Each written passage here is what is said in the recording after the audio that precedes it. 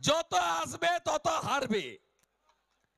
2021 সালে 18ই জানুয়ারি নন্দীগ্রামে তেখালিতে এসেছে। তেখালিতে আসার পরে 4টা জেলা থেকে লোক নিয়ে এসছে। ওর পাশে যারা তোলামূলের নেতা ছিল বলছে সব নন্দীগ্রামের ভোটার, আপনি এইখানে দাঁড়িয়ে পড়ুন। এমন টুপিটা খেয়েছে, দাঁড়িয়ে পড়েছে, আর ঠেলায় না পড়লে বিড়াল গাছে ওঠে না। 1956 ভোটে হেরে মেদিনীপুর তার ভূমিপুত্রকে, তার বাড়ির ছেলেকে, তার ভাইকে, তার বন্ধুকে গ্রহণ করেছে। আর বহিরাগত মমতা ব্যানার্জিকে বলেছে টাটা বাই বাই, হীরক রানী বাই বাই। এই হীরক রানী কালকে আসছেন আকাশে চপ হেলিকপ্টার চড়ে, মিথ্যা ভাষণ দিতে আসছেন। 21-এর আগে বলেছিল ডবল ডবল চাকরি হবে, এখন ডবল ডবল চাকরি যাচ্ছে। 21-এর আগে বলেছিল ও মোদি ভ্যাকসিন লাগবে না, সব ভ্যাকসিন কিনে দেব। তারপরে বলছে মোদিজি ভ্যাকসিন দেন, ধরম বাবা রক্ষা করো। মোদিজিও 15 কোটি 17 কোটি ভ্যাকসিন বাংলাকে বিনামূল্যে পাঠিয়ে দিয়েছেন। এই মিথ্যাবাদী মুখ্যমন্ত্রী প্রত্যেকবার ভোটের আগে বলে 60,000 চাকরির নোটিফিকেশন হয়ে গেছে, এখন বলছে 10 লক্ষ চাকরি আমার হাতে আছে। এর কথা কেউ বিশ্বাস করে না। এর আমলে আপনারা শুনে রাখুন, আমি কিছুদিন ক্যাবিনেটে ছিলাম। এই ডক্টর অমিত মিত্র বলে একটা লোক আছে, 6 লক্ষ পার্মানেন্ট পোস্ট অবলুপ্ত করেছেন। তার বদলে 30,000 কন্ট্রাকচুয়াল চাকরি হয়েছে পার্টির নেতাদের আত্মীয় স্বজন অথবা টাকার বিনিময়ে।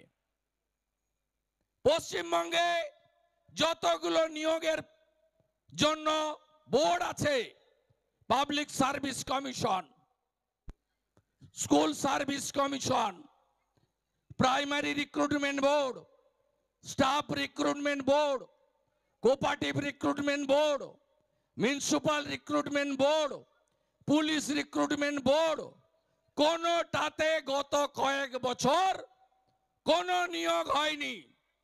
ত্রিপুরার মতো ছোট রাজ্য, মানিক সরকারের, মানিক সাহার মন্ত্রিসভা, তারা একটাও পিটিটিআই পাস করা লোককে বাড়িতে বসে থাকতে দেননি, জিরো করে দিয়েছেন। বিহারে সব para teacher part timer regularise. উড়িষ্যাতে 58,000 ক্যাজুয়াল কন্ট্রাকচুয়াল রেগুলারাইজ করে সরকার বলেছে পার্মানেন্ট জব ছাড়া দেব না। আর এই রাজ্যের নেত্রী বটে শিল্প বাগান গুজরাটে। একটার পর একটা কারখানা বন্ধ করে রাজ্যটাকে শ্মশান করেছে। পিসি ভাইপোর কথা, ভাইপো কবে আসছেন? গোল্ডেন রিট্রিটে এসেছিলেন। 3,500 পুলিশ, একদিনে 1.5 ঘন্টার মিটিং এ খরচ 27 লক্ষ টাকা। এর আগের বারে আমার বাড়ির কাছে গিয়ে বলেছিল পকেটে হাত ঢুকিয়ে তোর বাপকে ডাক। যত বলবে মেদিনীপুরের লোক তত এদের ঝাঁটিয়ে বিদায় করবে, ঝাঁটিয়ে বিদায় করবে।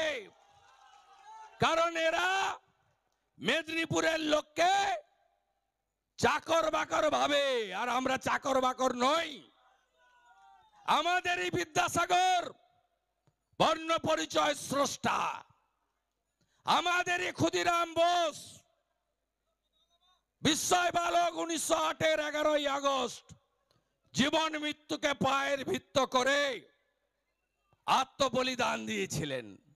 আমাদেরই মাতঙ্গিনী হাজরা, যার নামে এই ব্লক, তিনি তমলুকের বানপুকুরে 42-এর 29 সেপ্টেম্বর আত্মবলিদান করেছিলেন।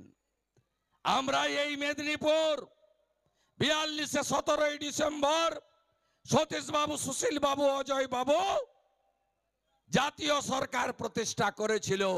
ব্রিটিশরাও ফেলতে পারেনি। 22 মাসের বেশি এই সরকার চলেছে। আমরা এই মেদিনীপুর দেশপ্রাণ বীরেন্দ্রনাথ শাসমলের মাটি।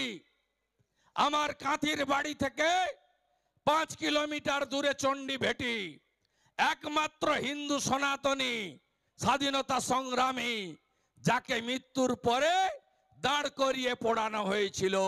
আমরা মাথা নত করতে জানি না। দক্ষিণ কলকাতার ফ্ল্যাট বাড়িতে এক্সকেলেটর লাগানো, কোটি টাকার ঝাড়বাটিতে থাকা চার্টার প্লেন